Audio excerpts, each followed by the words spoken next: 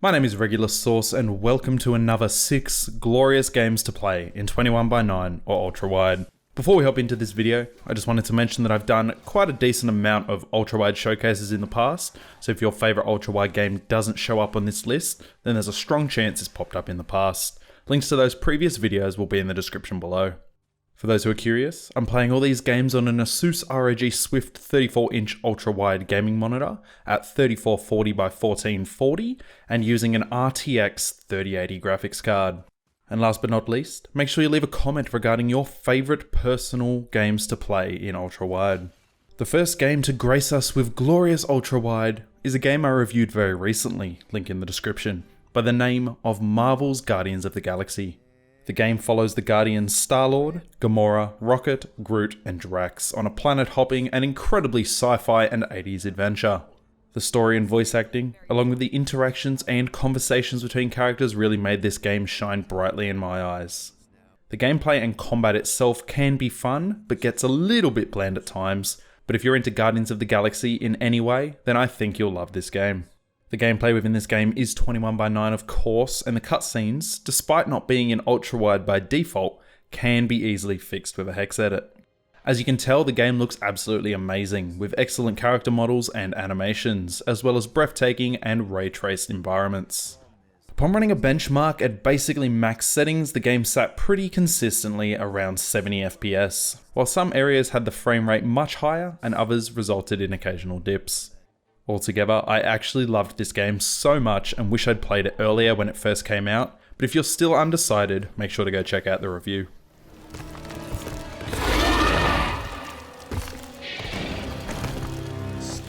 Stumpy's back!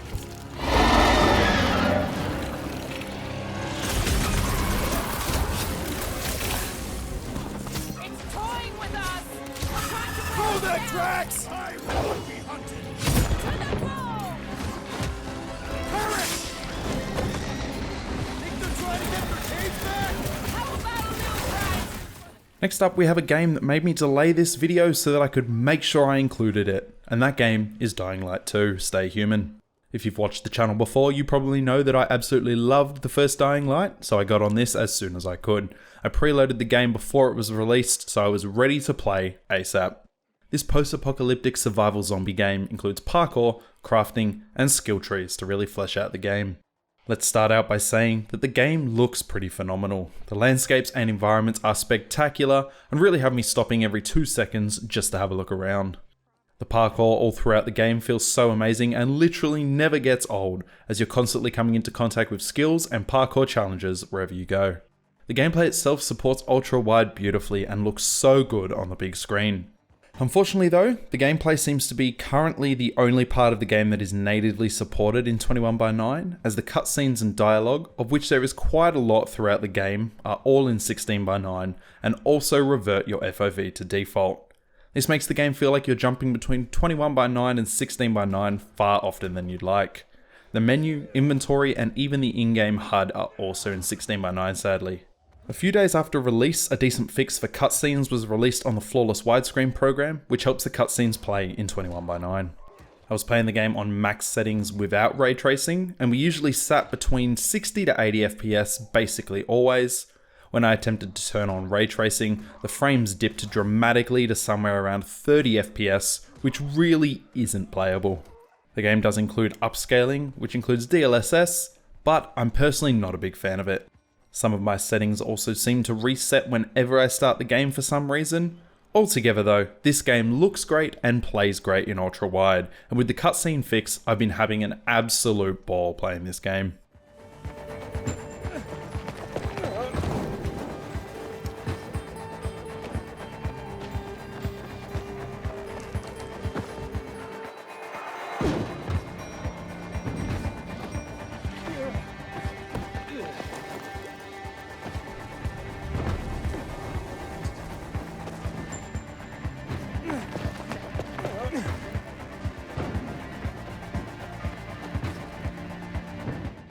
And a little bit of car racing up next for you with Forza Horizon 5.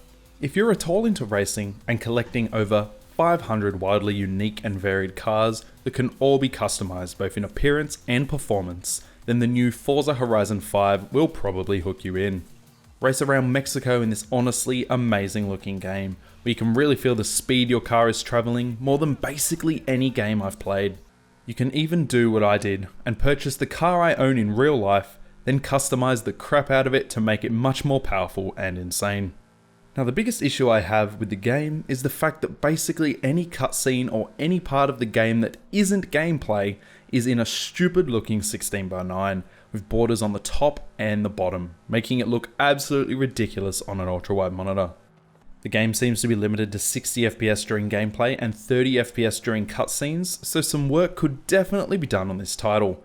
But the beautiful gameplay and graphical fidelity of the game makes up for this, and since the gameplay itself runs in glorious 21:9, it's still a great pick and available on Game Pass.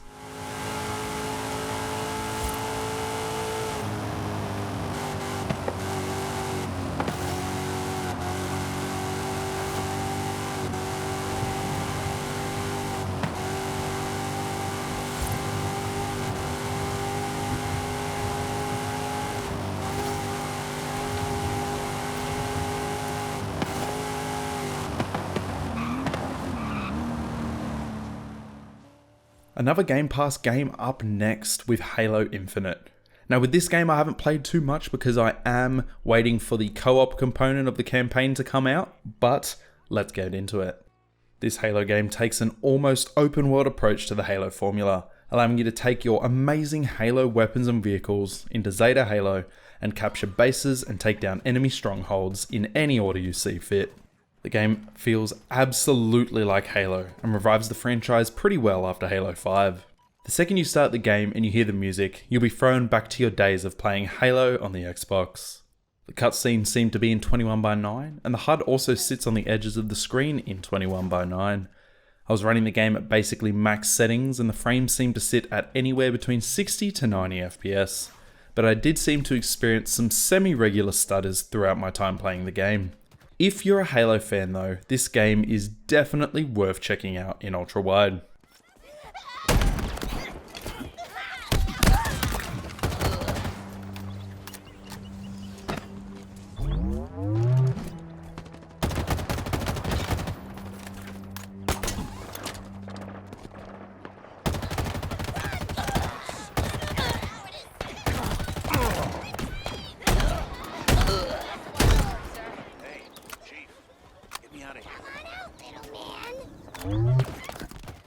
Second last on the list is Hitman 3, but we could also include the entire Hitman collection on here because it's all available in one bundle.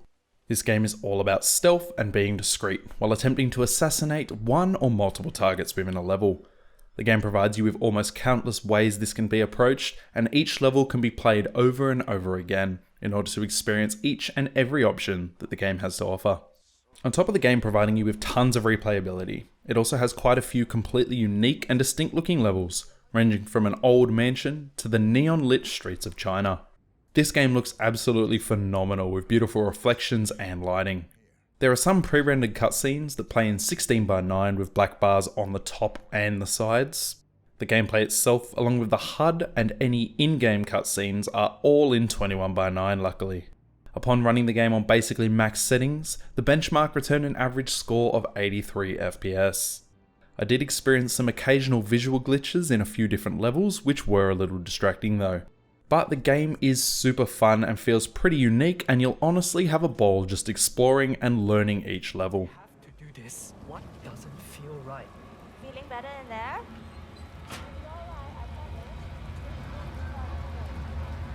Think of it this way.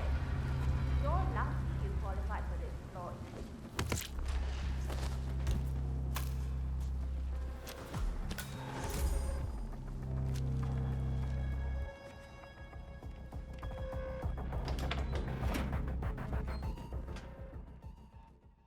Last but certainly not least in any way is God of War on the PC.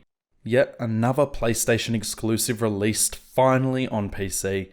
We've mentioned almost every PlayStation game that's been released on PC in these videos because of how well they're done. This third-person action and story-driven adventure is such an incredibly cinematic feeling game. Take control of Kratos and travel to the top of the mountain with your son Atreus. This game will see you encountering many Norse mythological legends and gods, and it honestly feels awesome to play, and everything is so impactful and visceral. The game itself plays in 21:9, and the HUD also sits on the edges of the screen just how you'd want it to. There is a flawless widescreen fix to adjust the FOV and the pop-in distance of objects, which I would recommend. On max settings, the game seemed to sit very solidly between 80 to 100 FPS at almost all times, sometimes sitting even higher. This is an absolutely awesome game so far, and I cannot wait to play more of it. My turn.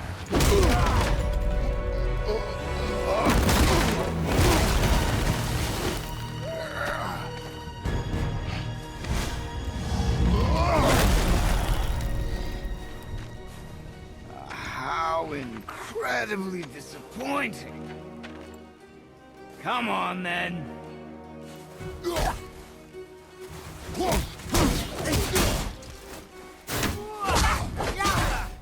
Anyway, I hope you guys enjoyed these 6 glorious games to play in Ultrawide or 21:9. If you did, make sure to leave a like and also comment your favourite games for Ultrawide in case I've missed any, and maybe even hit that subscribe button. And peace out, everyone.